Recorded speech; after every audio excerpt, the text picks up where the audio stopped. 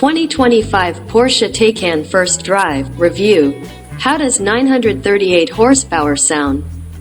Porsche's electric super sedan is updated and seriously upgraded for 2025.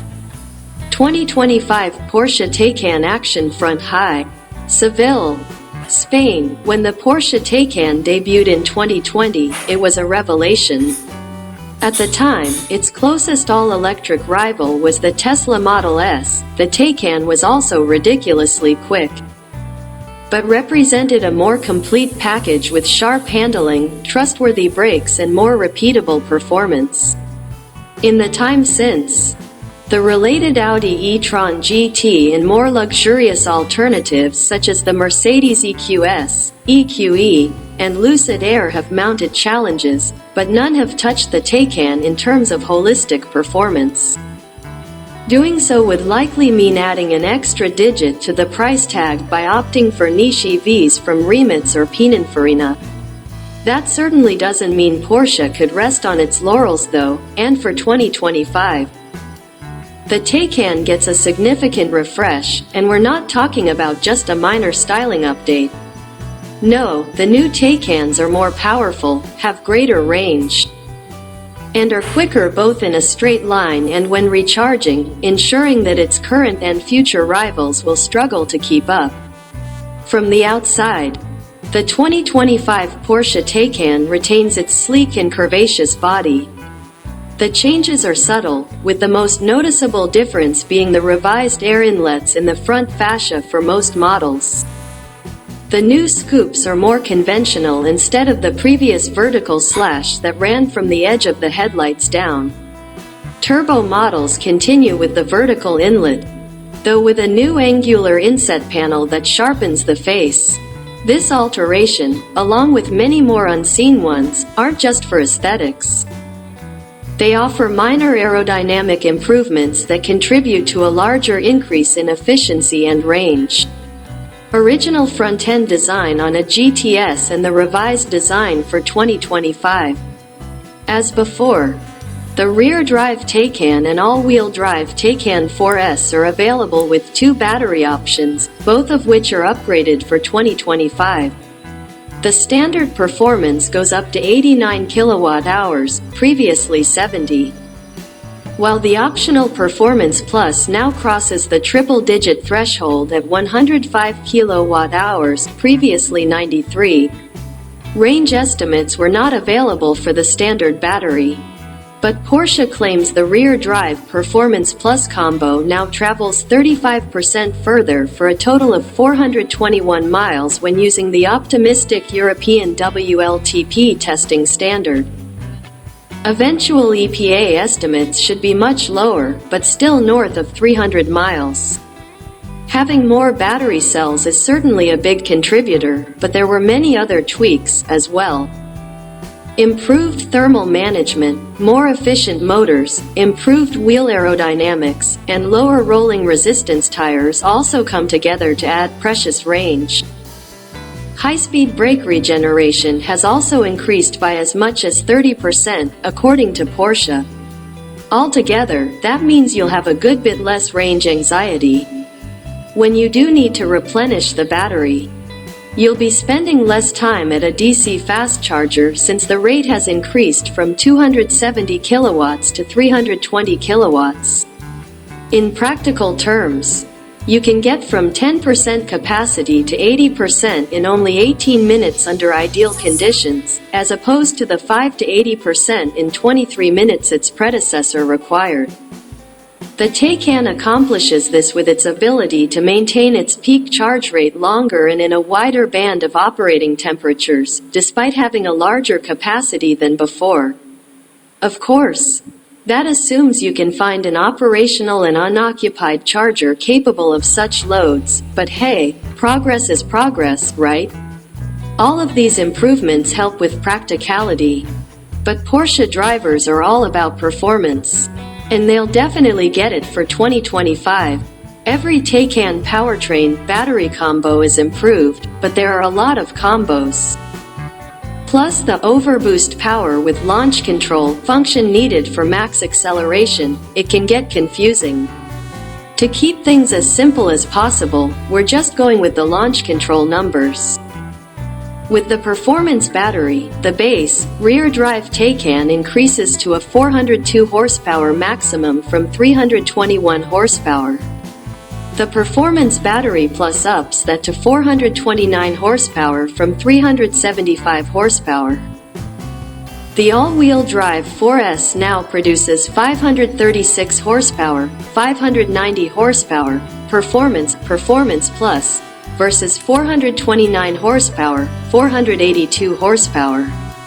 Then there are the turbo models, which all get the bigger battery. The Taycan Turbo now produces 871 horsepower with launch control, up from 616. That's far more than the old Turbo S, which now finds itself with 938 horsepower versus 750. Woof.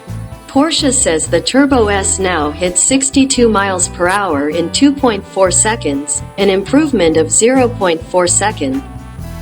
I managed to snag a turbo sedan for the drive between Seville and the Circuito Monteblanco racetrack on a challenging scenic route and can unequivocally state that I was not wanting for more power.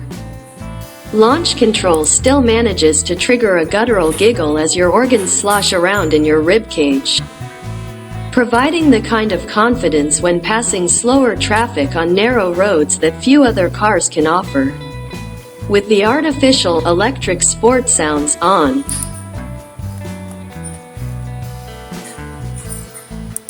you get better feedback of how hard you're driving, and there's even a subtle indication of the rear motor's 2-speed transmission shifting. The brake-by-wire system gets the 5,000-plus pound sedan slowed in a hurry, and it's also easy to modulate when you feel like trailing the pads all the way down to an apex.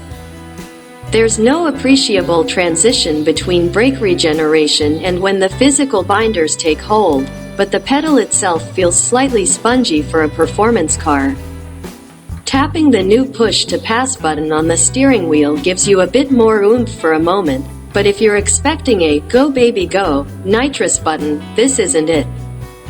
The steering is delightfully precise, but there's little to no feedback for the driver to determine how much front tire grip has been exhausted, a common refrain heard from aging drivers like myself. The steering effort is also a bit too light for my tastes, but then again, my arms were worn out after the lengthy drive. The real star of the show is the Taycan's handling, ensuring that it rightfully deserves the Porsche badge. Having the battery weight low in the floor certainly helps make the hefty Taycan feel lighter than it is. But Porsche's new active ride suspension adds another dimension. For the most part, you won't know it's there as you slice through curves and switchbacks. It's only when you see that the dashboard is staying impressively level with the horizon that you realize its worth. Body roll is damn near imperceptible, yet the ride remains compliant enough to not feel nervous or harsh. The body motions are well tuned to not feel as odd as Mercedes' active curve system that leans the vehicle in like a motorcyclist. There is some weirdness when making minute steering corrections in the middle of a turn, though. At first, my drive partner and I chalked it up to the four-wheel steering or perhaps lane keep assist. But after a brief consultation with a Porsche handler, it seems more likely it's the active suspension. The sensation is slight enough to not even notice unless you're actively seeking it out. And if it is bothersome, it can be turned off. We kept it on and concentrated more on keeping our steering precise. Just as noteworthy as the Taycan's cornering abilities is its ride comfort.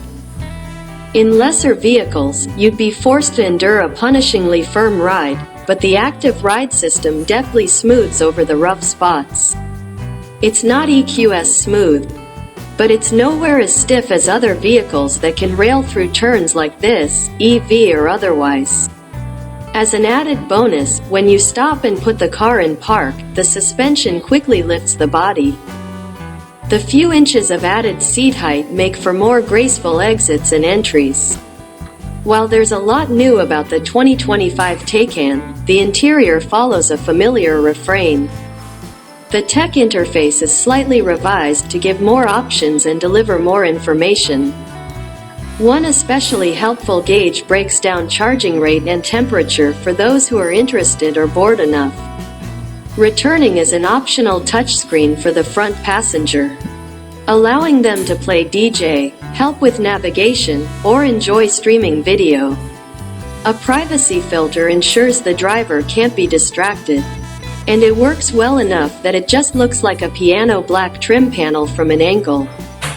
The lack of significant interior change is generally a very good thing, since the Taycan was already solidly constructed and bathed in premium leather and racy suede materials, although just how premium and just how racy is subject to options boxes.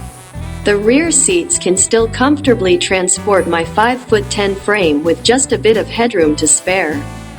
Unfortunately, the air vents still require diving into the central touchscreen to aim them. It's incredibly distracting if you're driving, a solution to a non-existent problem and something Porsche has already walked away from in recent redesigns like the Cayenne, Panamera and Macan Electric.